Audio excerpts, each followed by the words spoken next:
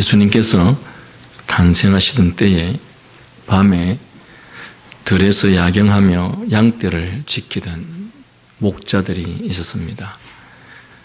이들에게 주의 천사가 나타나 이 목자들의 곁에 서게 되었고, 또 주의 영광이 저들 주위에 둘러 비치자 저들이 심히 두려워하였다고 8절 9절에서 말씀하고 있습니다. 여러분, 세상에 태어나서 한 번도 보지 못한 천사가 목자들에게 갑자기 나타났고, 또 주의 영광이 저들 주위에 둘러 비추었다고 말하고 있습니다. 여러분, 우리는 주의 영광이 둘러 비추는 것이 어떤 것인지를 잘 보지 않아서 모릅니다. 그런데 이들이 태어나서 이런 것들을 본 경우는 처음이고, 그리고 주의 영광이 그들에게 둘러 비쳤다라고 할 때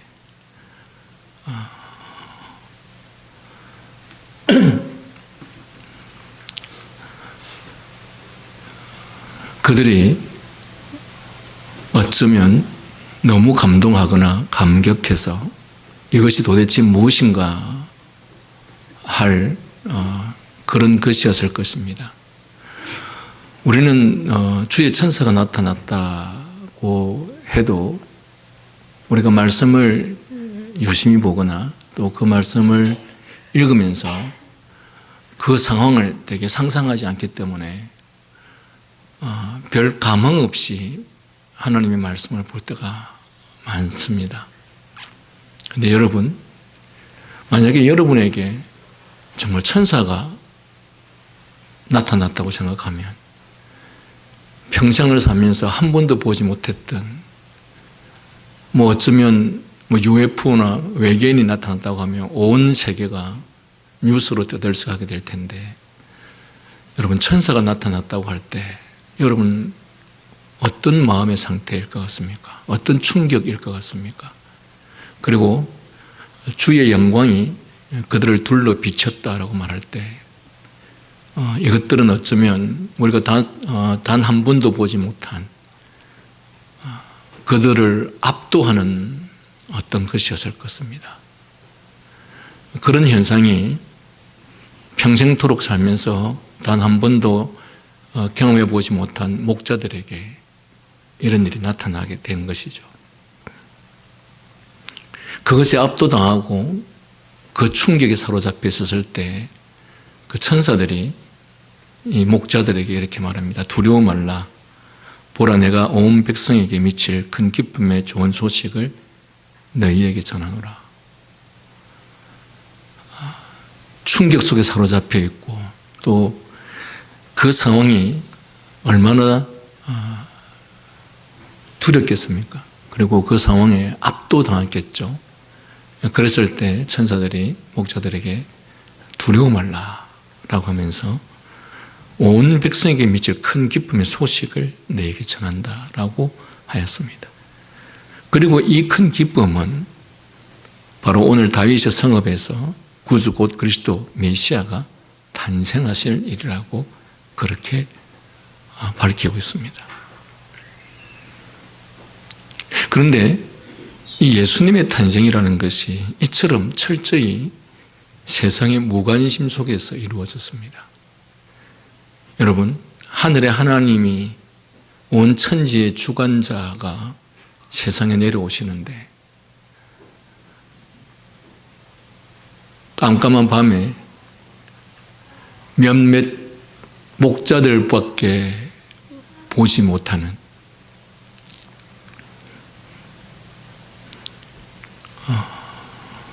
그리고 다시 나누겠지만 예수님께서는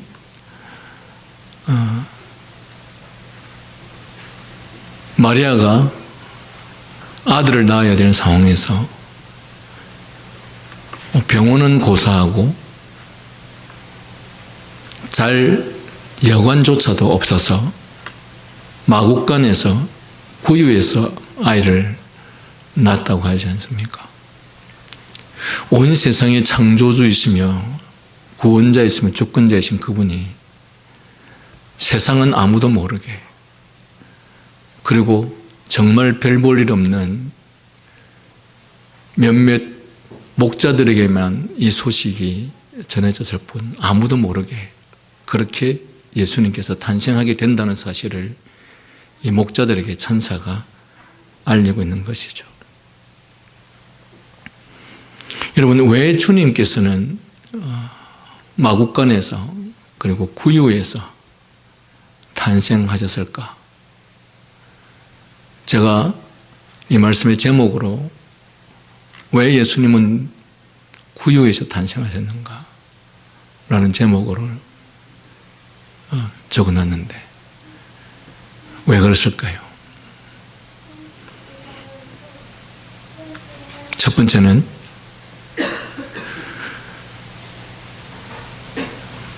구약에서 우리 주님의 탄생에 대해서 그렇게 예언하셨기 때문에, 약속하셨기 때문에, 그래서 우리 주님께서는 구유에서 태어났습니다. 여러분, 우리가 자주 말씀을 나누지만 하나님께서 약속하신 약속은 단 하나도 성취되지 않는 것이 없습니다. 심지어 이 예수님께서 어디에서 태어날 것인가, 어떻게 태어날 것인가 라는 것조차도 그 약속을 한치의 오차도 없이 지킬 만큼 하나님의 약속은 반드시 이루어집니다. 예수 그리스도께서 마국간에서 구유에서 탄생하게 되었다라고 하는 이 사실은 오늘 성경을 믿고 구주 예수 그리스도를 믿는 우리들에게 이런 소망을 줍니다. 하나님께서 우리 인간에게 약속하신 그 어떤 약속도, 하나님께서 우리에게 언약하신 그 어떤 언약도 단 한 가지도 성취되지 않는 것이 없고 그 약속을 이루시지 않는 것이 없다라는 사실입니다. 무엇을 말하는 것인가? 정말 우리가 믿는 하나님을 우리는 정말 믿어도 되고, 그리고 그 말씀에 대해서는 전적으로 신뢰해도 됩니다. 오늘 우리가 그리스도인이라고 하면서 하나님을 얼마나 신뢰합니까? 우리가 그리스도인이라고 하면서 하나님의 약속을 얼마나 신뢰합니까? 실제로는 신뢰하지 않지 않습니까? 실제로는 하나님의 존재조차도 때때로는 믿지 않지 않습니까? 여러분, 우리가 이곳에서 예배를 드릴 때, 함께 성경 공부를 할 때 우리는 하나님을 믿는다고 말합니다. 하나님의 존재를 믿는다고 말하고 하나님의 약속을 믿는다고 말합니다. 그런데 우리가 인생을 살아가면서 삶의 현장에서 어떤 일이 발생했었을 때 우리는 하나님을 도무지 믿는 사람처럼 살아가지 않습니다. 하나님의 약속을 믿는 사람처럼 살아가지 않습니다. 실제로는 하나님의 약속을 전혀 안 믿고 실제로는 하나님의 존재를 전혀 안 믿는 사람처럼 그렇게 살아가고 있습니다. 그런데 오늘 예수님께서 이 마국간에서 태어났던 이 사실은, 이 섬세하고 구체적인 것까지도 하나님께서는 반드시 그 약속을 이루신다라고 하는 측면에서 여러분이 믿는 하나님은 여러분이 절대적으로 믿고 신뢰해도 됩니다. 여러분이 믿는 하나님의 약속은 여러분이 절대적으로 믿고 신뢰해도 됩니다. 그러나 여러분, 오늘날 이 말씀을 전하는 목사 가족들조차도 하나님의 말씀을 안 믿지 않습니까? 그래서 하나님께서 우리들에게 명령하신 대로 목회하고 하나님께서 우리에게 가르치신 방법대로 목회하지 않고 하나님의 방법과 하나님의 뜻대로 목회하면 뭔가 잘 안 될 것 같으니까 온갖 인간적이고 세속적인 방법을 동원해서 그것은 결국은 하나님의 말씀을 신뢰하지 못하고 하나님의 존재를 믿지 못하기 때문에 결국은 온갖 세상 사람들이 하는 인간적인 방법과 세속적 방법을 동원해서 목회를 하지 않습니까? 우리 예수님은 이런 자들을 향해서 주의 이름으로 너희가 선지자 노릇하고 주의 이름으로 너희가 귀신을 쫓아내고 주의 이름으로 내가 능력을 쫓아냈다고 하지만, 능력을 행했다고 하지만 내가 너를 도무지 알지 못한다. 이 불법을 행하는 자들아, 내게서 떠나가라 라는 그런 저주와 심판이 있을 것까지도 우리 주님께서는 말씀하셨습니다. 우리 주님께서 왜 구유에서 태어나셨는가 라고 하는 이 자그마한, 어쩌면 자그마한 사실이 그분이 어디에서 어떻게 태어났는가가 뭐가 그렇게 중요한가 라고 생각할지 모르겠지만, 이 사실을 통해서 우리 하나님은 절대적으로 존재하실 뿐만 아니라 그분께서 하셨던 어떤 약속, 어떤 언약도 단 한 치의 오차도 없이 100% 이루어진다라고 하는 것입니다. 왜 100% 이루어질 수 있느냐? 그분이 전능하신 분이시기 때문에 그렇습니다. 그분이 세상의 주인이시고 그분은 천지를 창조하실 만큼 온 세상의 주인이시기 때문에 그렇다는 사실입니다. 두 번째, 왜 그리스도께서 구유에서 태어났을까요? 만약에 우리 주님께서 이전에도 말씀을 나눴겠지만 천군 천사를 이끌고 이 땅에 내려오셨다면 예수 그리스도를 환영하지 않을 사람이 단 한 명도 없을 것이고,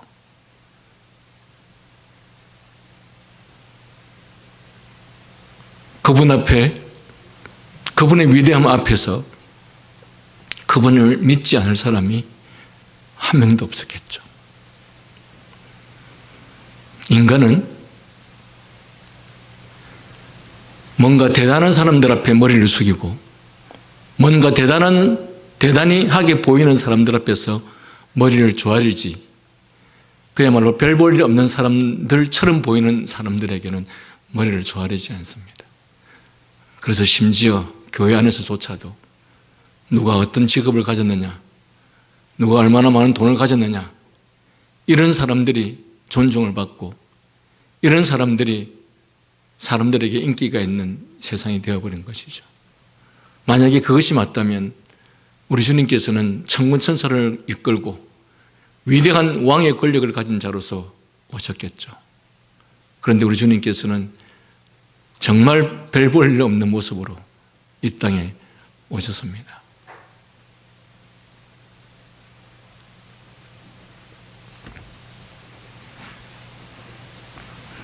우리 주님께서 이 땅에 구유해서 어느 인간들에게도 어느 사람들에게도 환영받지 못하는 그런 모습으로 이 땅에 오셨다면, 오늘 교회는 왜 그와는 반대로 화려한 건물과 대단한 웅장한 모습을 가지고 사람들이 신앙생활을 하는 이유가, 교회에 나오는 이유가 그 웅장하고 대단한 모습 때문에 교회를 나오는 것인지, 아니면 정말 우리 하나님을 신뢰하고 오직 그분만을 경배하기 위해서 나오는 것인지 모를 정도로 오늘날 교회는 우리 주님이 이 땅에 오신 모습과는 정반대의 모습으로 가고 있는 것이 사실이고, 그리고 그 당시에 그러한 예수님을 어느 누구도 환영하지 않았던 것처럼 오늘날 교인들도 초라한 교회는 환영하지 않습니다. 오늘날 교인들도 초라한 교회는 가려고 하지도 않습니다. 예수님 당시에 주님이 이 땅에 오셨을 때 그분을 거들떠보지도 않았던 것처럼 오늘 이 시대의 사람들조차도 그들이 그 시대의 사람들도 메시아를 기다리고 이 시대의 사람들도 그리스도를 믿는다고 하지만, 그러나 그때나 지금이나 신앙생활을 하는 사람들의 의식 속에는 다 똑같은 것 같습니다.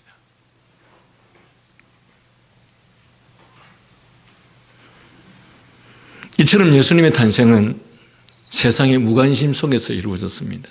여관이나 호텔에 될 방조차 얻을 수 없을 만큼 철저히 무시당하는 가운데 초라하고 보잘것없는 모습으로 탄생했습니다. 구유에 누인 이 아이에게 눈길 한번 주는 사람이 없었을 정도였고, 혹시 지나치는 사람 중 스쳐가는 관심을 가진 사람이 있었다 하더라도 마구간에서 몸을 풀 수밖에 없었던 가난한 목수 가정의 아들, 별 볼 일 없는 불쌍한 생명의 탄생으로 이 땅에 오신 것입니다.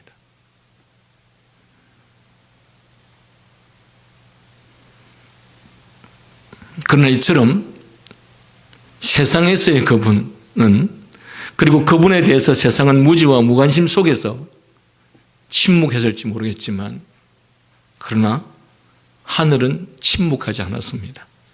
왜냐하면 이 아이의 탄생은 너무나 중대한 사건이었기 때문입니다. 온 세상을 하늘과 땅을 뒤바꾸어 놓을 위대한 인물의 탄생이었기 때문에 하나님의 이 위대한 역사를 모르는 인간들은 예수님의 그 탄생에 대해서 눈길조차 주지 않았지만, 그러나 하늘 위에서는 대단한 일들이 일어났던 것입니다. 그래서 그 하늘의 대단한 일들이 이 메시지의 대상이 되는 목자들에게는 하나님의 위대한 영광이 그들에게 둘러 빛을 비추었다 말하는 것이죠. 여러분, 인생들은 뭔가 위대함, 뭔가 대단함이라고 할 때는 눈에 보이는 어떤 외적인 것에서 그 위대함, 그 대단함을 찾습니다. 그래서 심지어 오늘날 교회도 위대한 목사, 대단한 목사는 외국에 유학을 하고 박사 학위를 받고, 그리고 이 땅에서도 좋은 대학을 나온, 그리고 여러 가지 외적인 조건들이 좋은 사람이 곧 훌륭한 목사로 인정받는 것처럼, 인간이라는 존재는 항상 그 위대함이라고 하는, 대단함이라고 하는 것을 외적인 것에서 언제나 찾습니다. 그러하니 그 당시에 이미 구약에서 메시아가 이 땅에 오실 것이라고 그렇게 많은 예언을 했지만, 그 메시아가 이렇게 초라하게 말구유에서 태어나는 그런 존재라고 하는 것을 아무도 예상치 못했을 것이고, 그리고 그 메시아가, 그 위대한 메시아가 나사렛에 사는 그 별 볼 일 없는 목수의 가정에서 아들로 태어날 것이라고 아무도 예상하지 않았기 때문에, 그래서 이 예수님이 위대한 하나님, 온 천하를 구원할 이 위대한 하나님이 탄생하는 그곳에 그 예수님을 맞이하는 사람들은 아무도 없었다라는 사실입니다. 그리하여 우리 하나님께서는 밤중에 들에서 밤을 새며 양떼를 지키던 목동들에게 주의 천사가 나타나고, 그들 주위에 세상에 태어나 살면서 단 한 번도 경험해 보지 못한 주의 영광, 우리는 그것이 어떤 것인지 잘 모르겠지만 어쨌든 그들은 그 주의 영광이 그들에게 비쳤을 때 아마도 정말 압도당했을 것이라고 충분히 예상됩니다. 그 주의 영광, 환한 빛이 그들에게 비쳤습니다. 세상에서 경험할 수 없는 너무도 신비스럽고 찬란한 빛이, 그 밝기와 영광이 세상의 그 어떤 것들을 초월한 하늘의 것이라 할 수밖에 없는 그러한 빛이 이들에게 비쳤기 때문에 그들은 두려워할 수밖에 없을 것입니다. 여러분, 그들이 그 당시에 살면서 자신들이 세상에서 단 한 번이라도 본 것이었다면 그렇게 충격을 받고 그렇게 압도를 당하고 그렇게 두려워할 수 있었겠습니까? 그러나 세상에서는 볼 수 없는 너무도 신비스러운 그 어떤 일들이 이 목자들에게 경험되어졌던 것입니다. 이 찬란한 빛은 이제 천사가 고할 놀라운 일의 영광을 나타내기 위한 것이었습니다. 최소한 이 시간만큼은 이 목자들에게, 지금 그 목자들에게 전하는 천사의 메시지가 어떤 위대한 신으로부터, 어떤 위대한 힘으로부터 나오는 것이라고 하는 것을 그들로 하여금 깨닫도록 하기 위해서 천사가 그러한 모습으로, 또한 그 천사들이 말할 때 그런 위대한 하나님의 영광이 그들을 둘러 비추었기 때문에, 그래서 아마도 이 목자들은 그 천사가 하는 말들을 단 한마디도 쉽게 넘어갈 수 없는 그런 말씀이었을 것입니다. 마치 베드로가 밤새도록 고기를 잡다가 밤새도록 고기를 잡았는데 한 마리도 잡지 못했는데 한 마리도 잡지 못한 상태에서 그물을 정리하고 있을 때에 예수님께서 그 당시에 바로 베드로가 있는 그 현장 앞에서 설교를 했었고 그 예수님의 설교가 얼마나 무게가 있고 힘이 있었고 얼마나 그에게 깊은 감격을 주었기에 예수님은 고기를 한 번도 잡은 일이 없는 그분께서 베드로에게 밤새도록 고기를 한 번도 잡지 못한 베드로에게 오른쪽에 그물을 던져라라고 하는 그 말씀을 어떻게 베드로가 그렇게도 쉽게 들을 수 있겠느냐. 그것은 그가 예수님께서 전하시는 말씀을 들을 때 그 말씀에서 어떤 이전까지는 볼 수 없었던, 이전까지는 느낄 수 없었던 어떤 신비한 또는 대단한 어떤 능력을 발견했기 때문에 그래서 베드로는 그런 예수님의 말씀을 순종할 수 있었던 것입니다. 마찬가지로 지금 이 천사를 통해서 목동들에게, 목자들에게 전해지는 이 말씀은 이 말씀이 정말 예사롭지 않는 너무도 엄중한, 너무도 힘이 있는, 너무도 위대한 하나님의 말씀임을 이 목동들에게 알리시기 위해서 천사로 나타날 뿐만 아니라 하나님의 위대한 영광이 그들을 둘러 비추었다. 이렇게 성경은 말하고 있는 것입니다.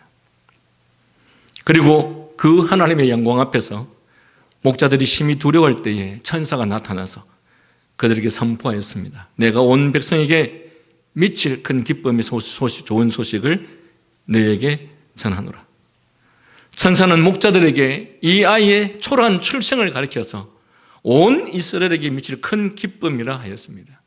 왜냐하면 세상의 관심과 눈길을 전혀 끌지 못하는 이 아이가 실상은 온 세상을 구원하시는 구주시요 바로 옛날부터 선지자들이 오실 것이라고 예언하셨던 바로 그 메시아였기 때문이었습니다. 그분은 인간이 범죄한 이후로 모든 인류가 기다려온 여인의 후손이요 그리고 아브라함이 약속을 받은 이후에 그 오랜 기간 동안 이스라엘 백성에게 소망 중에 기다리고 바라고 기다려왔던 그 메시아였기 때문에 그렇습니다. 미가서 5장 2절에 베들레헴 에브라다야 너는 유다 족속 중에 작을지라도 이스라엘을 다스릴 자가 내게서 나올 것이라. 그의 근본은 상고에 그의 근본은 영혼에 있느니라 라고 말씀하십니다. 예수님께서 왜 베들레헴에서 출생하게 되었을까요? 당시에 조금 전에 말씀에서 기록되었듯이 로마 황제가 온 로마 제국 백성으로 하여금 호적을 하라고 칙령을 내렸습니다.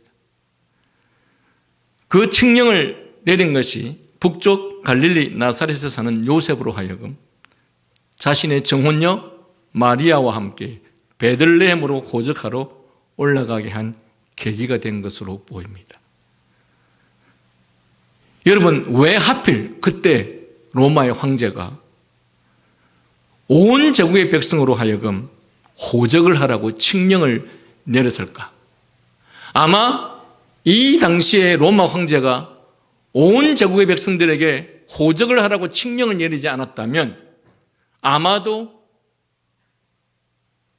여기 마리아와 요셉은 이 예수님을 나사렛에서 낳았을 것입니다. 왜냐하면 나사렛이 그들의 고향이었기 때문에. 그런데 하필이면 이때 로마의 황제가 온 제국에 호적을 하라는 칙령을 내림으로 말미암아서 그 가문이 있는 그들이 호적해야만 하는 그곳 베들레헴으로 갈 수밖에 없었고 그리고 그 베들레헴에서 예수님께서 탄생하게 된 것입니다. 여러분, 이 사건을 어떻게 보십니까? 우연히 일어난 사건일까요?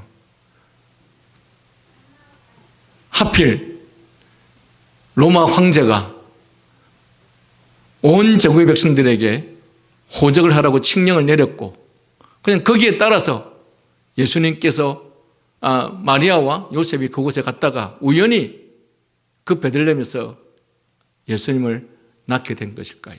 아니면 우리 하나님께서 구약에서부터 이 미가서에서 제가 읽어드린 것처럼 이 미가서의 약속이 그대로 이루어지게 하시기 위해서 그 로마의 황제에게 칙령을 내리게 하시고, 그래서 그 칙령에 따라서 마리아와 요셉이 베들레헴에서 이 예수님이 태어나게 하시기 위해서, 즉 하나님께서, 여호와 하나님께서 언약하시고 약속하신 그것이 이루어지도록 하시기 위해서 로마의 황제로 하여금 칙령을 내리게 하신 것인가? 아니면 로마 황제가 칙령을 내렸는데 우연히 그들이 그곳에 가서 예수님을 낳게 된 것인가? 우리는 이런 것들을 구속사라고 하는 것이죠.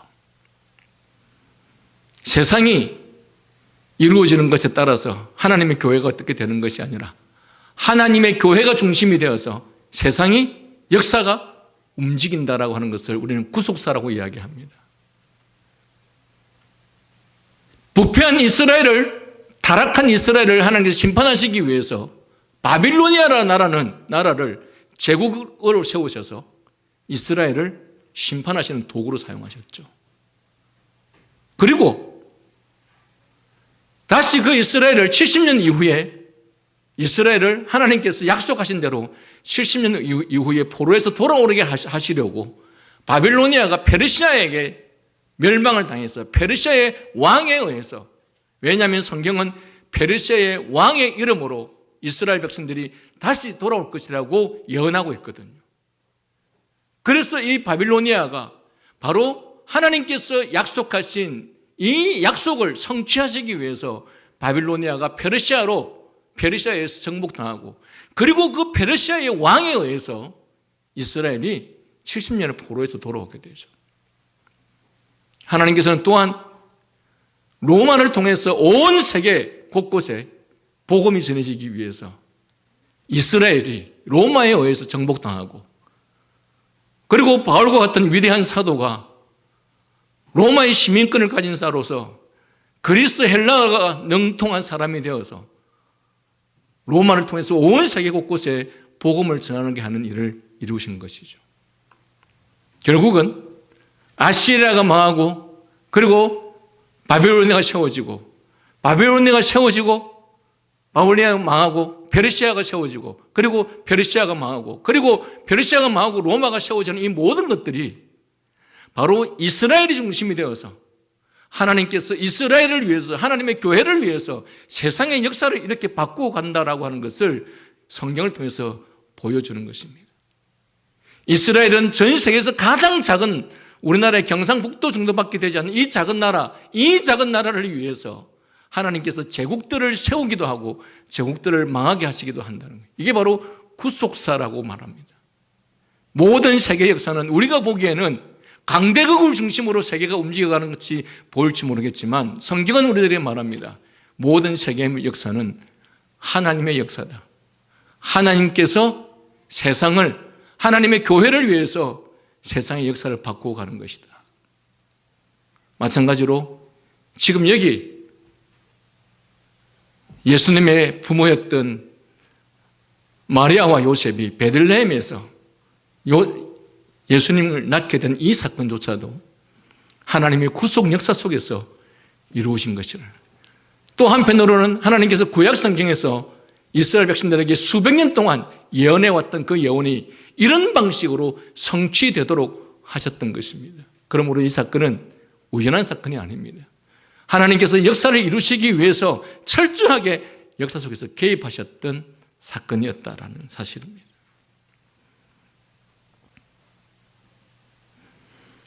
많은 사람들이 이 유대 땅 조그만 고을에서 이름 없이 탄생한 한 아이를 위해서 온 로마 제국이 움직였다는 것은 수긍하기 어려울 것입니다. 그러나 이런 상황을 수긍하기 어렵다고 할지 모르겠지만 성경의 관점에서 보면 이것들은 사실입니다. 일반적으로는 로마 제국의 거대한 역사의 흐름 속에서 예수님께서 출생하신 것이 아닌가 생각할지 모르겠으나, 그러나 실상은 로마 제국의 역사 자체가 그리스도의 탄생을 위해서 마련되고 사용된 것입니다. 왜냐하면 이 초라한 아이의 출생은 평범한 인간의 출생이 아니라 그 근본이 상고와 영혼에 이르는 하나님이신 분이시오, 땅끝까지 하늘과 땅 전부를 다스려 참 평강을 이루실 구주이시므로, 비록 우리 눈에는 거대한 것으로 비치나 실상 역사상에 나타났다가 사라지는 한 작은 점과 같은 로마 제국이나 그 황제의 권세가 그리스도의 권세에 도저히 미칠 수가 없기 때문입니다. 여러분, 시대마다 일어났던 제국들, 이집트 제국, 아시리아 제국, 바빌로니아 제국, 페르시아 제국, 로마 제국, 이 제국들이 그 시대 그 순간에는 아주 위대하고 대단한 것처럼 보일지 모르겠지만, 그러나 하나님의 창조시대 때부터 에덴 동산에서부터 이 시대까지 전체적인 역사의 관점으로서 보면 그것들은 자그마한 점에 불과한 것들입니다. 이 점들이 왔다 갔다 할 뿐이지 하나님의 관점에서, 하나님의 전체 구성 역사에 있어서는 그것들은 하나의 점에 불과한 것입니다. 그래서 그 당시에 인간들의 눈에는 그것들이 대단히 하게 보일지 모르겠지만 하나님의 눈에는 아주 작은 점에 불과한 것이었다라는 것입니다. 이러한 왜소한 로마 제국의 역사와 권세가 그리스도의 탄생을 위해서 마련되고 사용되었다는 것은 당연한 일이라 할 수 있을 것입니다. 이와 같이 중대하고 위대한 일이었으므로 비록 세상은 무관심하였어도 하늘은 침묵할 수 없었고 이를 큰 영광 중에 사람들에게 알리신 것입니다. 그런데 이런 중대하고 복된 소식은 이스라엘의 소망이신 구주 메시아의 탄생 소식이 전해진 사람들을 왕궁에 있는 자나 제사장이나 장로들이나 또한 서기관 등 지도자들이 아니라 들에서 양떼를 지키며 밤을 새는 목자들이었습니다. 그들은 사회에서 환영받지 못했고 또한 사회에서 주도적인 역할을 하지 못하는 그야말로 이 목동생활밖에 할 수 없는 그런 신세들로서 이리저리 밀려다니다가 결국 양치기로 전락한 자들, 사람들에게 멸시받던 목동들이었습니다. 여러분, 가끔씩 유튜브 같은 데 보면 몽골에 사는 그 유목민들이 어떻게 사는지 혹시 보셨습니까? 그들이 가구가 있던가요? 그들이 그릇이 대단히 많이 있던가요? 저는 그런 걸 가끔씩 자주 보는데 그들은 가진 것들이 아무것도 없습니다. 정말 그릇 몇 개밖에 없습니다. 오래전에 성지순례를 갈 수 있는 기회가 있어서 이스라엘과 이집트를 갈 수 있게 되었는데 중간에 한번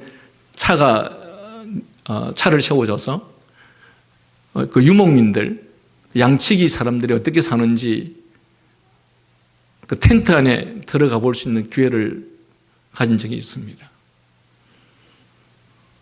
여러분, 그들은 1년 동안 옷을 몇 번이나 갈아입을까요? 예? 1년 동안 옷을 몇 번이나 갈아입을까요? 한번 생각을 해보시기 바랍니다. 그게 무슨 수도가 있습니까? 물이 제대로 있습니까?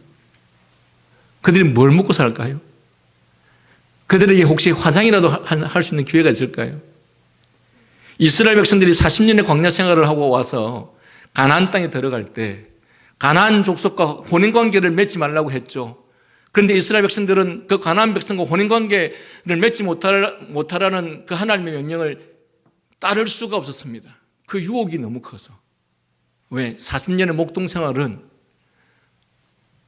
그들이 무슨 입을 옷이 대단히 있었겠습니까? 그들이 무슨 제대로 된 물이나 샤워를 하면서 살 수 있었겠습니까? 그들에게 무슨 그릇이 대단히 얼마나 있었겠습니까? 그러나 가나안 땅에 들어와 보니 그들은 농사를 짓는 사람으로서 그들은 오늘날 어쩌면 우리 시대 강남 같은 그 시대의 사람들의 관점에서 봤을 때 가나안 땅은 적국 우리 흐르는 땅이었다고 했죠. 농토가 풍부한 곳이었고 온갖 곡식과 열매가 풍부한 곳이었습니다. 그런 풍부한 곳에는 뭐가 발달합니까? 사람들이 먹고 자고 살만하면 그 다음에 뭐 하죠? 화장하죠. 화장하면 다 예뻐 보이지 않습니까? 못생긴 사람들도. 여러분 1년 내내 농사를 지는 사람들이 무슨 화장을 합니까?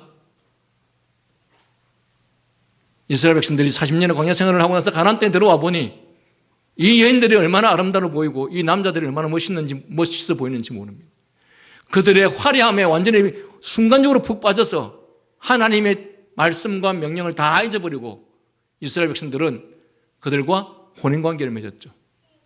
하나님께서는 가나안 땅에 들어와서 가나안 땅의 모든 족속들을 다 죽이라고 말씀하셨는데 이스라엘 백성들은 그 하나님의 명령을 따를 수가 없었습니다. 왜? 그들의 화려함 속에 푹 빠졌기 때문에.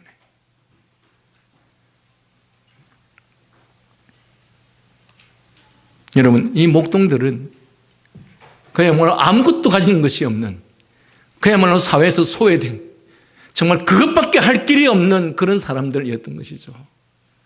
그런데 하늘의 천사가 온 인류를 위해 나신 구주의 탄생을 영광 중에 알리면서 왜 하필이면 이처럼 낮고 비천한 자, 어느 모로 보나 별 볼일 없는 인생들에게 알리셨는가? 그 이유는 이 영광스러운 구원은 바로 이러한 자들을 위한 것이기 때문이다. 이해하십니까? 우리 주님께서는 세상에 부와 권세와 명예를 가진 사람이나 스스로 의로운 사람들을 위해서 오신 것이 아닙니다. 바로 이런 비참한 자들, 절망 가운데서 소망 없이 살아가는 자들을 위해서 오신 것입니다. 왜 그럴까요? 왜 그럴까요? 여러분, 제가 진지하게 여러분에게 물어봅니다. 여기 앉아 계시는데 여러분 진짜 예수님 필요합니까? 진짜 예수님 필요합니까? 여러분 학벌이 있고요, 직장이 좋고 직업이 좋고 권세가 있고 지위가 높은 사람들이 예수님 필요할까요? 여러분 이 모든 것들을 가진 사람들이 오늘날 예수님 믿는 사람들이 왜 예수님 믿는다고 생각하십니까? 사실 엄격히 따져서 그 사람들은 예수님 필요 없습니다. 어쩌면 우리는 그 예수님을 형식적으로 찾는지 모르겠습니다. 여러분이 얼마나 예수님을 절박해서 찾습니까? 예수님이 아니면 소망이 없기 때문에 예수님을 찾습니까? 왜 찾습니까? 어쩌면 여기 앉아있는 대부분의 사람들에게 어쩌면 예수님은 필요 없는 분이실 것입니다. 오직 예수님 외에 예수님 밖에 필요한 바로 그들에게 우리 주님께서 찾아오셨던 것이죠. 저는 어떤 면에서 확신합니다. 오늘 돈이 많고 직업이 좋고 지위가 높고 권세가 있고 학벌이 좋은 사람들이, 예수님 믿는 사람들이, 그들이 얼마나 예수님이 필요해서, 절박하게 예수님이 필요해서 그들이 예수님 믿을까요? 아마 대부분의 사람들은 이 기독교에 대한 믿음이 어쩌면 막연한 종교 생활이지 않을까요? 그런데 여러분, 목동과 같은 사람들은 우리 주님 외에는 소망이 없는 자들입니다. 우리 주님은 그런 자들을 위해서 오셨다는 것입니다. 우리 예수님이 없어도 얼마든지 잘 살아가는, 그래서 예수님을 절박하게 필요로 하지 않는 그들을 위해서 오신 것이 아니라 우리 주님은 예수님을 너무도 절박하게 필요하는 그들을 위해서 오셨다는 것이에요. 그들이 어떤 사람들이냐? 사회로부터, 세상으로부터 소외당하고 희망도 소망도 없는 바로 그들이 진정 예수님을 믿는 참된 믿음을 소유한 사람일 수 있다는 것입니다.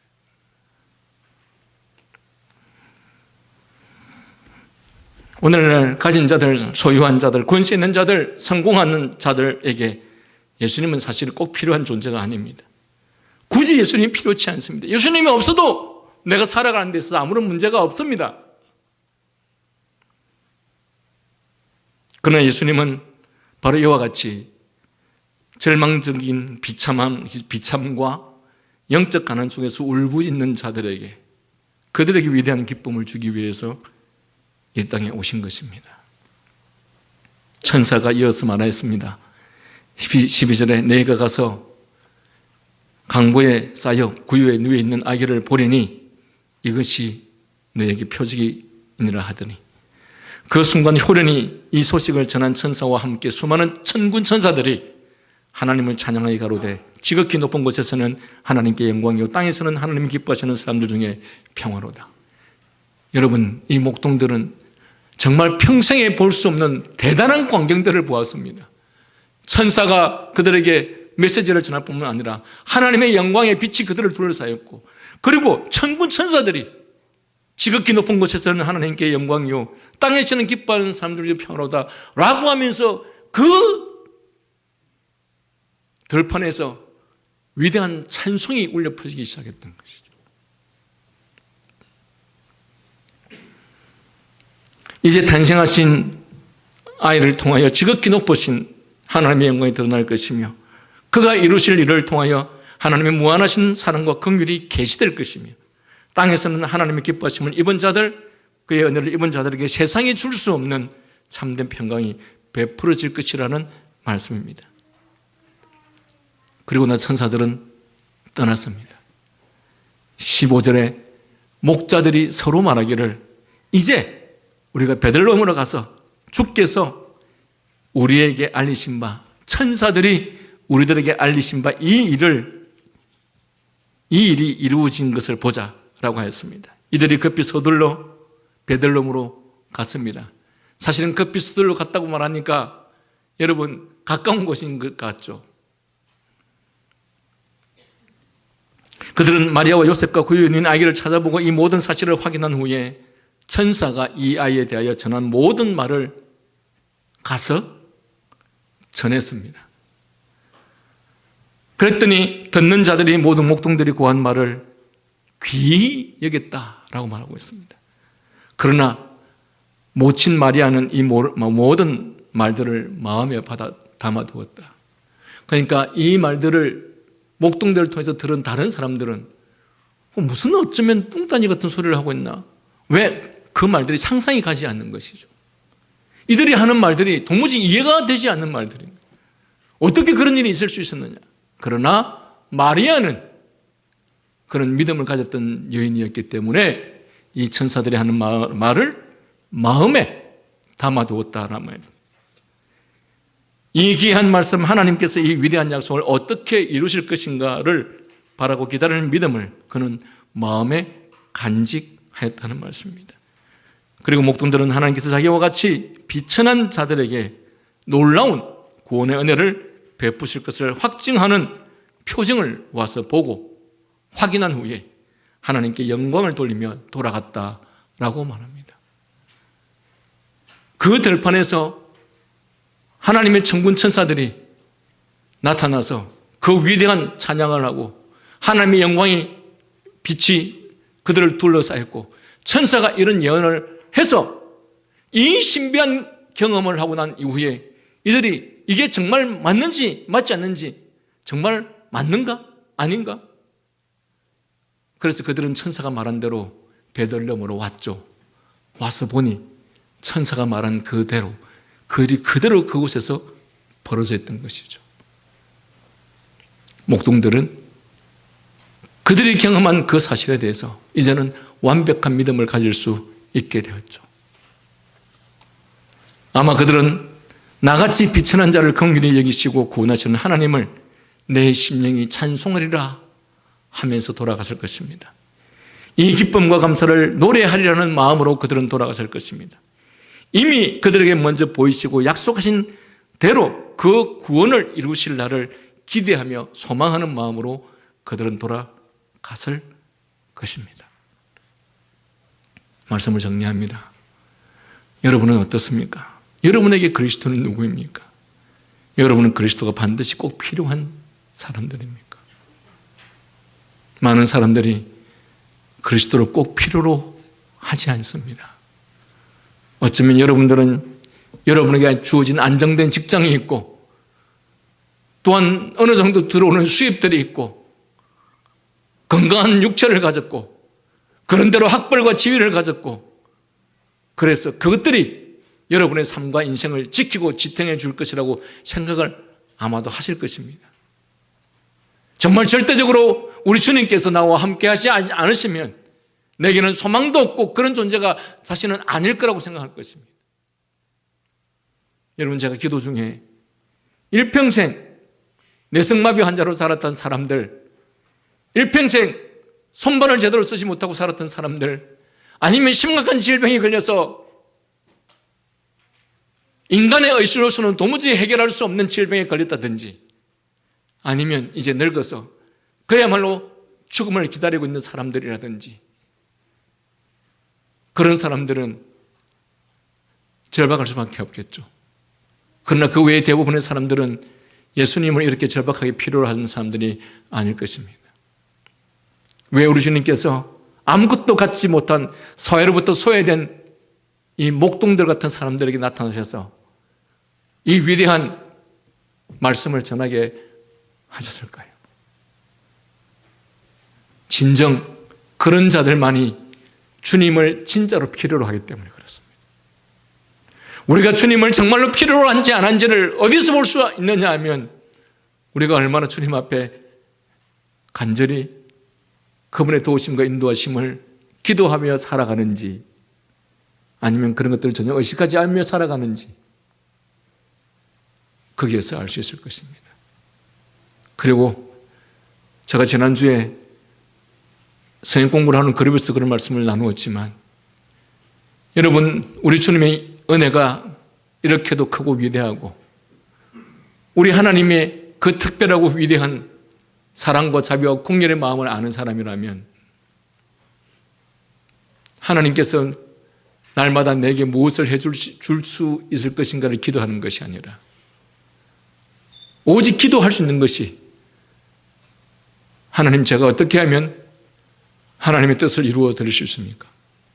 하나님, 어떻게 하면 제가 하나님 기쁘게 해드릴 수 있습니까? 그런 기도밖에 할 게 없습니다. 하나님에 대한 깊은 사랑이 없는 사람은 늘 하나님이 자기에게 무언가 해주기를 바라겠지만, 진정 그가 하나님을 사랑한다면 오직 그는 오히려 하나님을 향해서, 하나님, 제가 하나님을 위해서 무엇을 할 수 있습니까? 무엇을 해드릴 수 있습니까? 라고 기도할 것입니다. 그런 사람이라면 자신에게 지위가 주어지고 재물이 주어지고 시간이 주어지고 육체가 건강하다면 이 모든 것으로 내가 어떻게 하나님을 위해서, 하나님의 나라를 위해서, 하나님의 교회를 위해서, 하나님의 영광을 위해서 살까? 그러나 하나님을 정말 필요치 않는 사람은 그 모든 것들이 주어지면 그것들을 다 자신을 위해서 사용하면서 살아가겠죠. 교회만 있으면, 돈만 있으면, 몸만 건강하다면 내가 하고 싶은 것, 내가 누리고 싶은 것, 내가 갖고 싶은 것, 그런 것들을 위해서 살아가겠죠. 그러나 주님이 정말 절실히 필요한 사람이라고 한다면 그들은 반대로 자신에게 주어진 그 모든 것들을 주님을 위해서 살고 싶어 할 것입니다. 여러분은 이 예수 그리스도의 탄생 앞에서 우리는 과연 어떠한 믿음을 갖는지, 그리고 어떠한 마음으로 살고 있는지를 깊이 돌아볼 수 있었으면 좋겠습니다. 그리스도께서 구유에서 비천하게 존재도 없이 탄생하신 것을 깊이 생각해 보십시다. 하나님은 화려하고 위대한 것으로 사람들의 관심을 갖도록 하지 않습니다. 보잘것없이 보이고 화려하지 않는 자들을 통하여 하나님의 일을 이루어 가십니다. 여러분은 어떤 눈으로 교회를 바라보고 어떤 시각으로 하나님의 사람들을 바라봅니까? 위대하고 화려한 자들을 사용해서 일할 것이라고 생각하십니까? 만약 그렇다면 그들이 드러나고 하나님의 존재는 드러나지 않을 것입니다. 왜 하나님께서는 문불이 없는 자를, 왜 하나님께서는 지혜가 부족한 자를, 왜 하나님께서는 육체가 건강하지 않은 자들을 통해서 하나님의 일을 이루실까요? 왜 하나님께서는 권력이 없는 자들을, 왜 하나님께서는 학벌이 부족한 사람들을 통해서 일하실까요? 권력, 학벌, 명예, 권세, 이 모든 것들을 가진 사람들을 통해서 일하시면 그들이 드러날 것입니다. 그래서 하나님께서는 부족한 자들을 통해서 하나님의 일을 하신다는 사실입니다. 타락한 자들처럼 교회도 화려한 교회가 되기를 원하고, 부패한 자들처럼 교회도 멋있는 교회가 되기를 원하고 하는 어리석은 신앙생활을 하는 사람들이 되지 않았으면 좋겠습니다. 여러분의 기쁨과 즐거움은 오직 예수 그리스도 그분의 은혜로 인해서 기뻐하고 즐거워할 수 있는 그런 신앙인들이 되었으면 좋겠습니다. 기도하겠습니다.